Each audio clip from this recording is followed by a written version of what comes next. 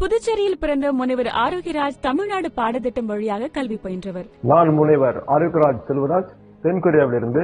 எளிமையான குடும்ப பின்னணி கொண்ட ஆரோக்கியராஜின் தந்தை அரசு பேருந்து மெக்கானிக். அரசு பள்ளி மாணவரான இவர் சென்னை லயோலாவில் முதுகலை பட்டம், அதைத் தொடர்ந்து உலகின் முன்னணி பல்கலைக்கழகங்களில் ஒன்றான சியோல் பல்கலைக்கழகத்தில் நுண்ணுயிரியல் துறையில் முதுகலை முனைவர் பட்டம் பெற்று தென்கொரியாவின் செஜோங் பல்கலைக்கழகத்தில் இணை பேராசிரியராக பணியாற்றி வருகிறார். திராவிட அரசு எளிய மக்களுக்கு கொண்டு சேர்த்த கல்வி வசதியை நினைவு கூறும் இவர் 100க்கும் மேற்பட்ட ஆய்வுக் கட்டுரைகளை வெளியிட்டதுடன் அமெரிக்கா ஸ்டான்போர்ட் பல்கலைக்கழகம் வெளியிட்ட உலகின் தலைசிறந்த 2% ஆராய்ச்சியாளர்களின் பட்டியலில் இடம் பிடித்து தமிழ் மண்ணுக்கு பெருமை சேர்த்துள்ளார். 2021ஆம் ஆண்டில் உலக தமிழ் சங்க விருதை வென்ற ஆரோக்கியராஜ் இதுவரை 12 தமிழ் மாணவர்கள் கொரியாவில் முனைவர் பட்டம் பெறுவதற்கான வழிகாட்டுதலை வழங்கி உதவி புரிந்துள்ளார்.